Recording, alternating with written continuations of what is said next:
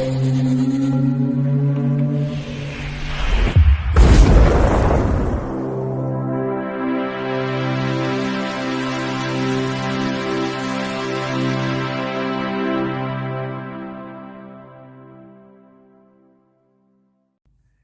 bike, it's me Ian, and in today's video I'm looking at this. This is Hell High from 1989. Now I picked this up on the Arrow video sale, and it's really a very interesting film. It's enjoyable, it is. You just take it for what it is, but when you learn a bit more about it, you can think, yeah, this is not bad at all. This is enjoyable.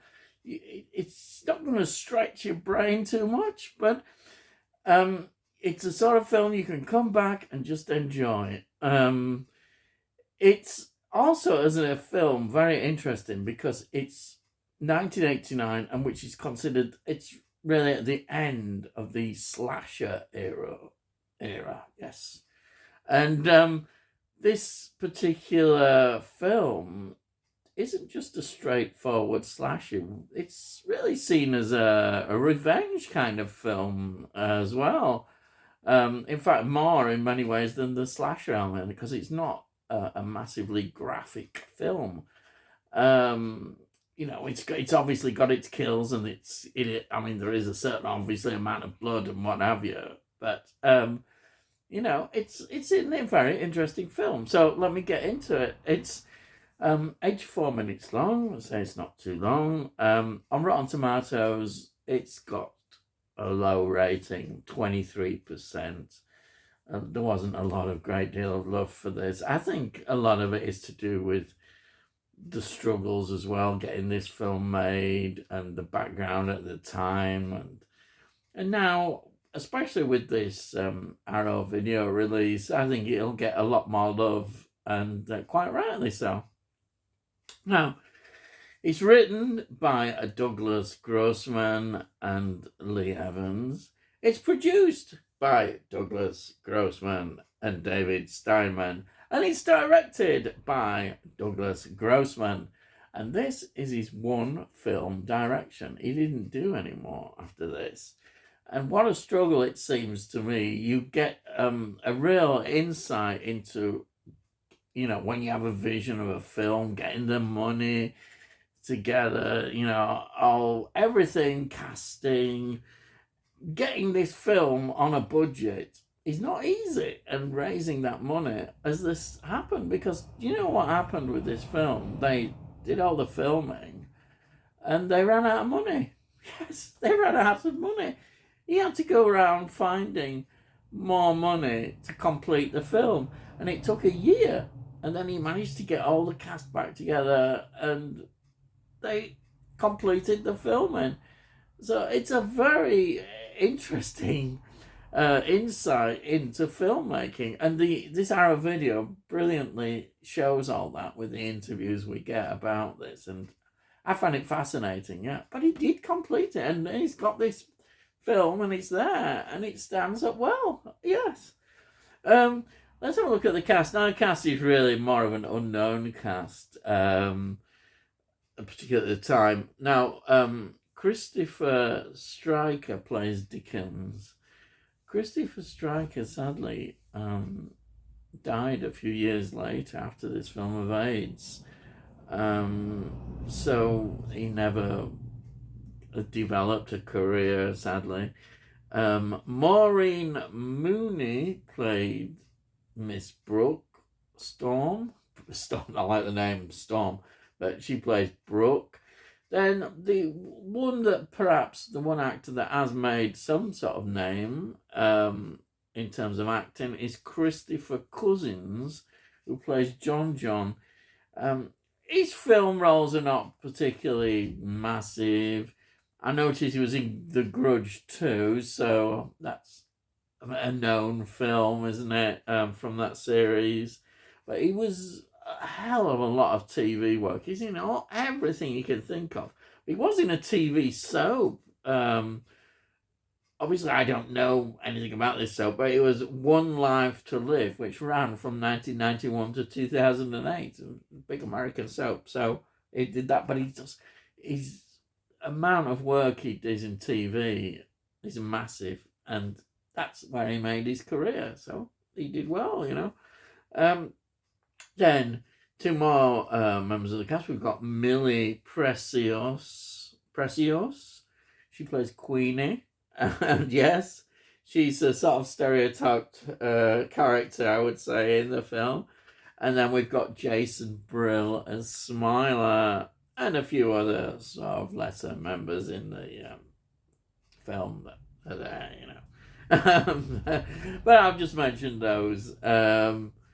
So, what is the film about, you're saying to yourself? Well, I think the start is really good. We see this little girl who we find out is actually Brooke, the teacher, and she causes the death of two teens who are they're on this motorbike. And she just causes the death. I don't think she meant to do that, but she did, and she's kind of haunted by that. And we move forward where she is a teacher in this school. She's a biology teacher, and these childhood memories are haunting her still. It's made her who she is, the kind of person that she is. She's not very sociable at all. She's very much on her own. Of course, she's not popular amongst everyone, especially certain class members who, as usual, stand out and give her a lot of trouble. Yes. And so she has to deal with that. But, you know, that's how it is as a teacher. But, of course, this kind of escalates into a certain period of time. And in the end, it leads to total bullying, harassment, and being tormented. And then it leads to certain things, which I'm not going to go into, because you've got to see the film. Yes, you've got to watch the film. Yes. It's a typical kind of, teenagers in a school. You have, like, the jocks and the boys and the girls around that. And then you have those that are not. And then you have, like, kind of the outsider more. And they all form their own groups. And one of the jocks, if you want to call him that, has ended up not wanting to do sports anymore, being, well, sort of kicked out, if you want to call it, and they're not happy about him. And he joins this other group of sort of misfits and outsiders, and that's really it in terms of what happens and the character developments. It's the story moves really quite quickly, really. You can see where it's going, and it's well acted for what it is, you know. They don't need to stretch themselves too much, but I think as the tormented teacher, Maureen Mooney does really well as Brooke. She adds that certain menace that, well, the menace when everything suddenly all goes wrong and there's a switch, a massive switch, which happens then. Whereas before that, she's this frightened kind of character, and he's really, oh, wow, yeah. So we get the contrast so well, and it's brilliantly done by her. The film reflects the era, I would say, and this director's vision. You know, even the soundtrack is very 80s. You hear the soundtrack and you think, oh yeah, that's 80s, definitely. You've got the obligatory breasts being shown of these girls. You've got a character of a girl who's has this reputation of sleeping around, and, you know, you always have that kind of reputation. You've got those sort of almost stereotyped characters which are in there. But this is what the film is. It kind of knows what the audience was looking for. The only problem was that this is right near the end of the era. But the fact that he's added this new, I think, important twist with it being a more revenge-orientated film, then it makes this film rise above perhaps those films where the era now is running out of steam. And that's the reality of why this film probably didn't do as well. But he has I think the director is very proud of it. And now with things like Arrow Video, it gets more recognition and has gained more recognition. People then are saying, oh yeah, this is actually quite a good film. And they're enjoying it. And that's all that you want. I mean, if you're a director, you must be really proud. Think, yeah, I've produced this film. And people are actually enjoying it. Even though it may have got totally slagged off by the critics and probably didn't get much wide release at all. It doesn't matter if you're happy with that, the director was. And it does stand up well, and people nowadays are interested in films like this and looking at it in the context of the era and how it fits into the history again of slasher films. It's good, it's a good film to have in, for whatever his reasons. I think maybe the experience was so much that in his life he wanted, in the end, he wanted to do other things, maybe writing or whatever, and he just didn't go into producing and directing again because it was just but he was happy with that experience, as he sees in the interview. And I think it's good. The fact that he was determined to get the film finished. I mean, there was a year hiatus, basically. And he fought to get the film financed and finished. And he did. And it worked. So I think that's fantastic. I really do.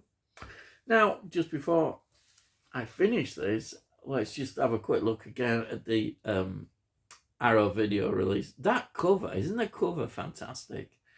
Look at that cover. And look at the back. This is like from the beginning with the little girl. Look, that's Brooke as a little girl. Absolutely fantastic. Amazing atmosphere. Very, very good. And then, so we'll go inside.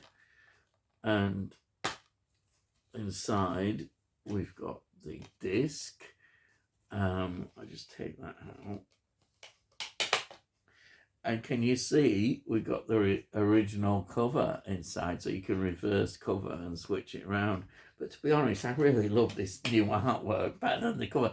A lot of times I prefer the original covers to the artwork, but the artwork's so good. And then you've got this lovely book again. This book is absolutely wonderful. All about the film, stills from the film. It's wonderful if you can get hold of this, but obviously sometimes they run out and you don't get the booklet. But it's still worth getting whatever you can with this. Though I think the Arrow sale will be finished by the time you're watching this. But the next one, comes around. Have a look.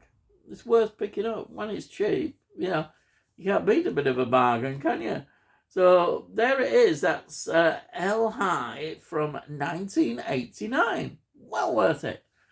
So if you've enjoyed this video, please like it. Also, if you're new, subscribe as well.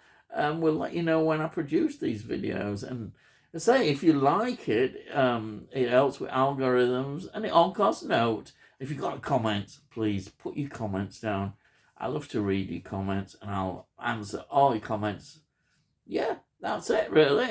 You can't say fairer than that. Hope you enjoyed it, or perhaps you didn't. I don't know. Hey, bye, heck. Anyhow, all I've got to say is, I'll see thee again.